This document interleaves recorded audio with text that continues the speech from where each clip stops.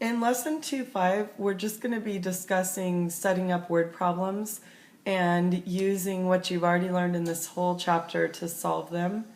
So you've already learned about proportion word problems. You've already learned about the word problems where you set things equal. And then you've also learned about some of the basic word problems, just talking about total cost and already having a set amount. You've had some opportunities to practice those in your classwork and your assignments. So we're going to go over a couple very specific ones today, and these will be on your test, so you need to practice them and learn them and ask questions about them if you're having trouble with them. The first one that we're going to talk about is defining one variable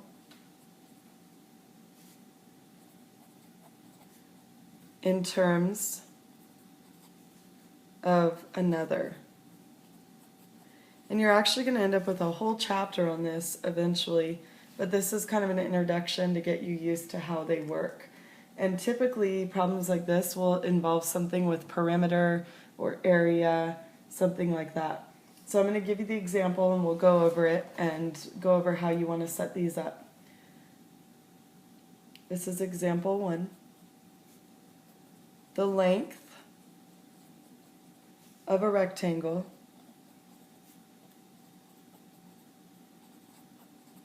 is 6 inches more than its width.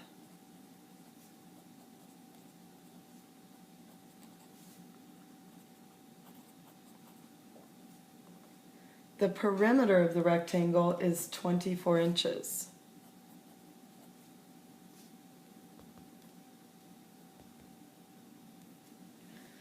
The perimeter is 24 inches. And then they want to know what is the length of the rectangle.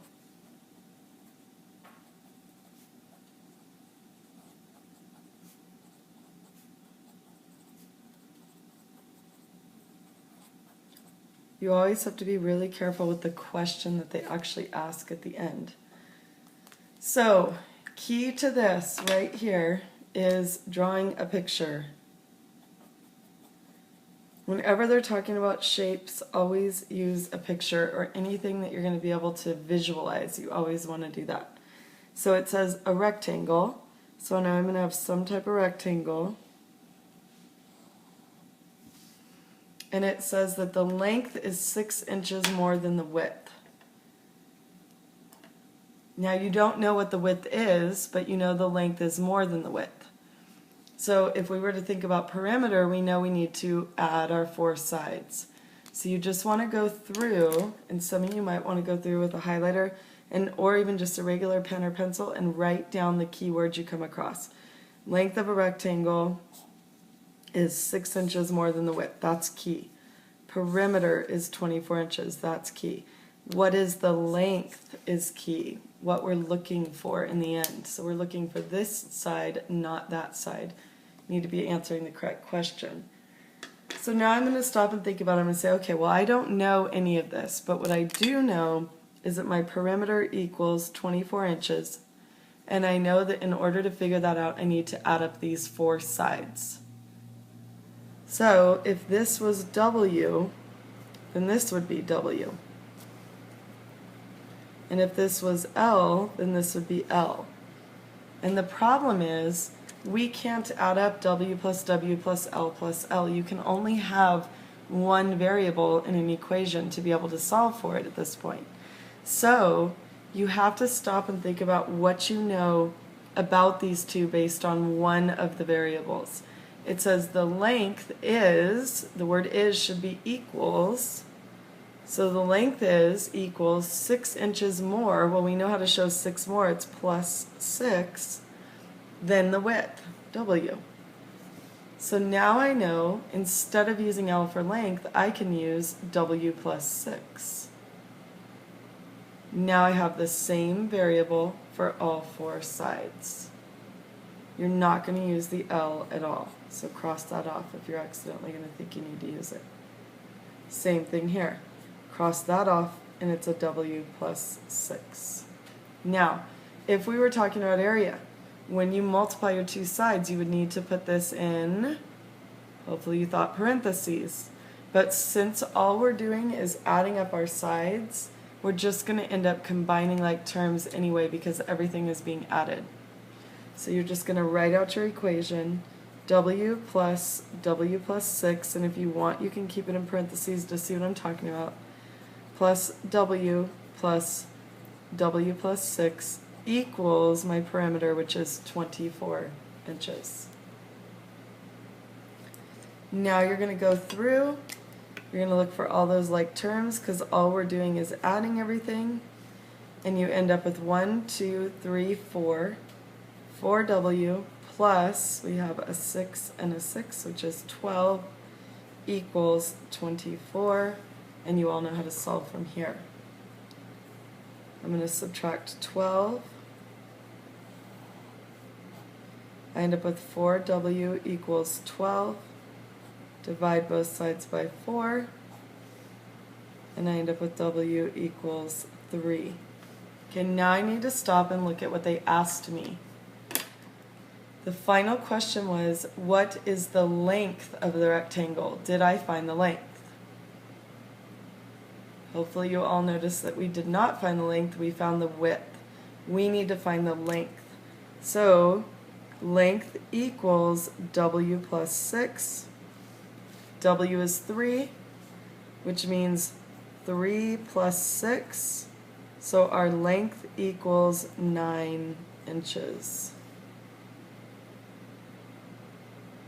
And then you might even write the length is 9 inches. You have to make sure you answer the correct question.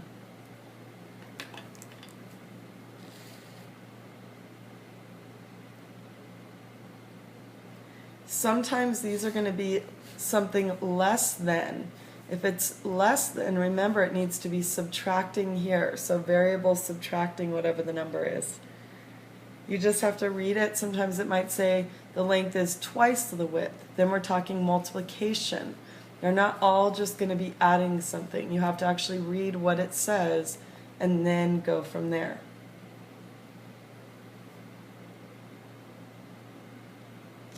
Okay, let's try another one. So I want all of you to try to set up this equation right now. The width of a rectangle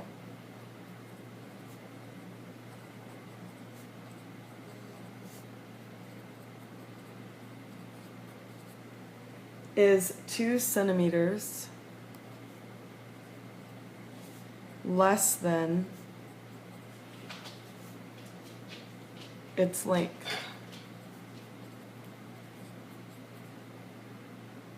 The perimeter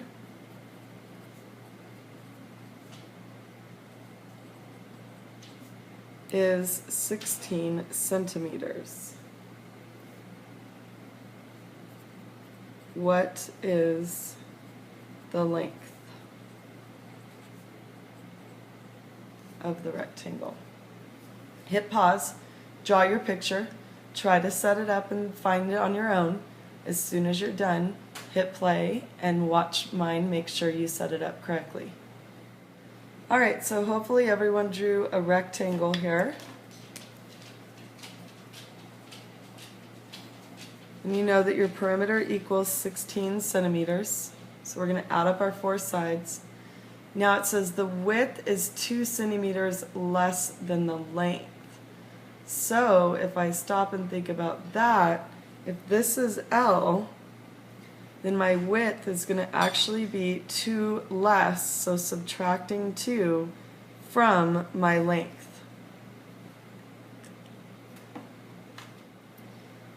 There might be other people who actually set this up based on width.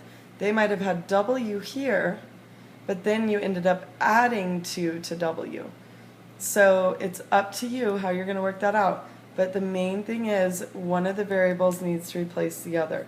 So once we do that, let me just make sure for those of you who might have set it up the other way, I'm going to put it right here. You might have had W plus 2 here and W there. So your width plus adding 2, since your width was 2 less. Either one's going to work, but this one is setting it up following the way that it stated it there. I'm going to go ahead and solve it this way. If you did set it up this way, just make sure you get the same answer in the end for your length. Alright, so now we have L, and we have L, and we have an L minus 2 here. Some of you might just be adding right from here. L plus L plus L plus L is a 4L. And I'm okay with that as long as I see a picture. But now you have to be careful here because it's a -2 and a -2, which does not cancel. It's a total of -4 equals 16. Now from here you're going to add 4 to both sides. And you end up with 4L equals 20. And then you divide both sides by 4 because we're solving for L. L equals 5. Okay, I need to stop and think about what I solved for. I solved for length L. They asked for length. So I'm done. All I have to do is say the length is 5, and I need to label it correctly, centimeters. 5 centimeters is different than 5 inches or 5 feet or 5 miles. You have to make sure you label those. In this next type of word problem, we are going to write a little bit on the left, so just go ahead and make a column on the left. These are called consecutive integer problems.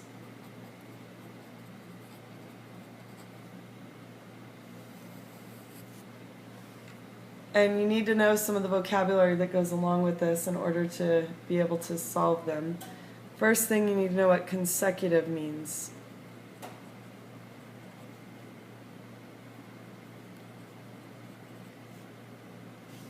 So if you already know it, hopefully you've thought through it. If not, I'm going to go ahead and tell you.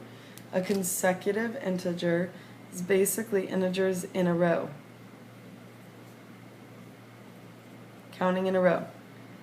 1, 2, 3, 4, 5. It's just going in order. You might not start at 1, you might start at 5, but you're counting 5, 6, 7, 8, 9. You're just going up like that. So a consecutive integer problem would look like something like this. This is actually example 2 in the book. The sum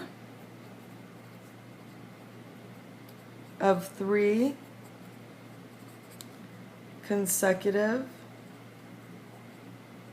integers is 147. Find the integers.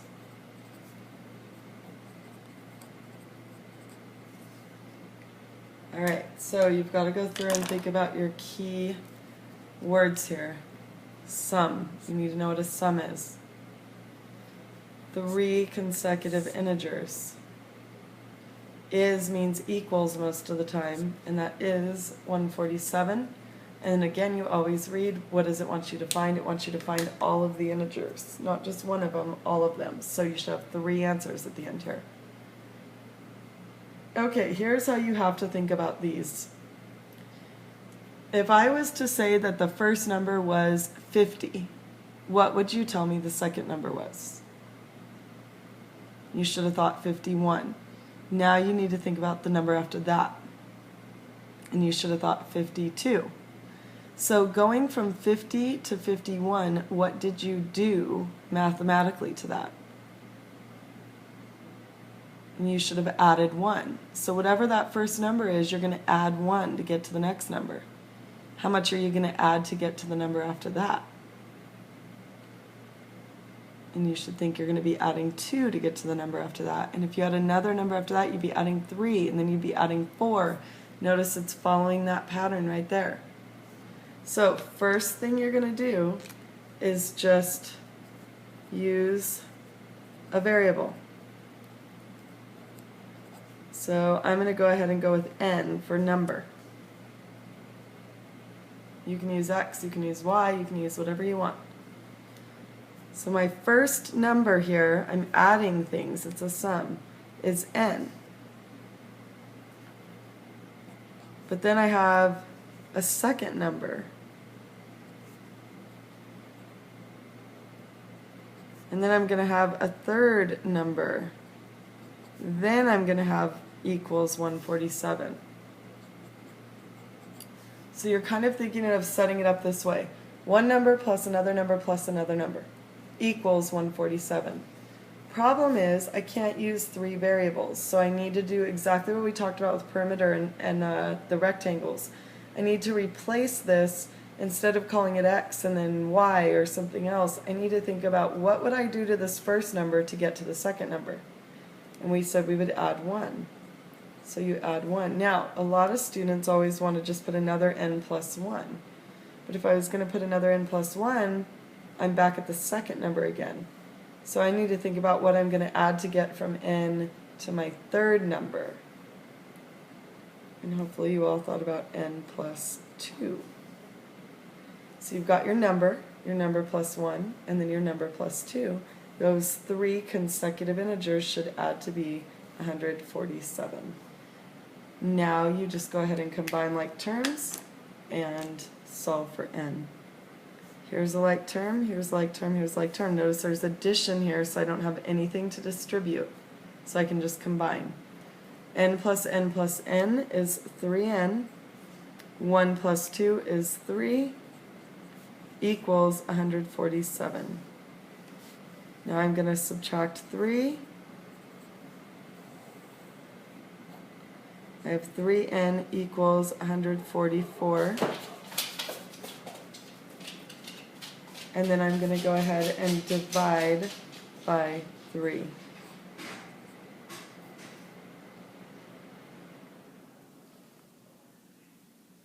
N equals, now some of you might not know kind of a shortcut here to your division. You can just divide using long division as a shortcut. 3 goes into 14 how many times? 4. So there's 4. And it's 3 times 4 is 12, so I have 2 left over here. So you just put your 2 right there. 3 goes into 24 how many times? 8. And there's no left over. None left over, so you're done. So it was n equals 48. Now, that's one of my numbers. It asked me to find all of them. So the integers are 48. Then you have 48 plus 1, 49, and 48 plus 2, which would be 50. And if you were to add these three numbers up, you should get a total of 147 to check it. Here's another example of these. It's a little more challenging because you have to really read your questions carefully. So this next one that I'm going to ask you is about odd or even integers, which changes up how you set up the equation a little bit. Let's try this one. The sum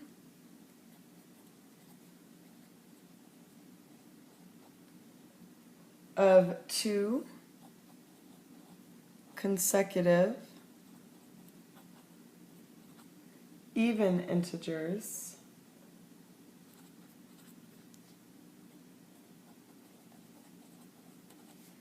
is negative 298. Don't worry about the negative.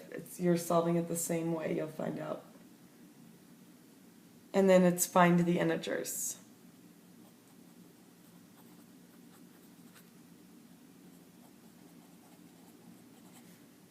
Now, if this had asked for two consecutive odd integers, you're going to think about the exact same pattern. They don't change. So this is for odd or even consecutive integers.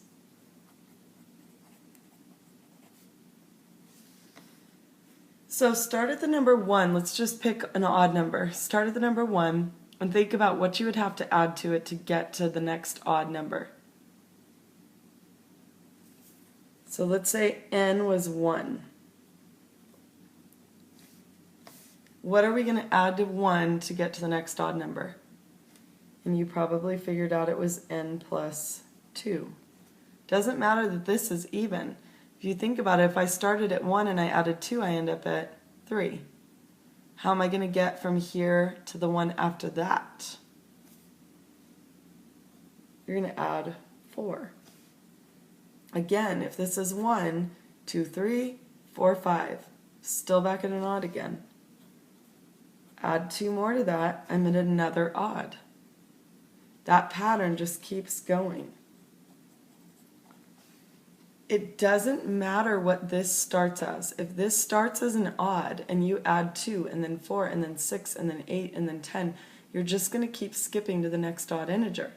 If you start this at even, let's say we started at 2, well 2 plus 2 is 4. 2 plus 4, 6. 2 plus 6, 8. So you go from one even to the next even to the next even.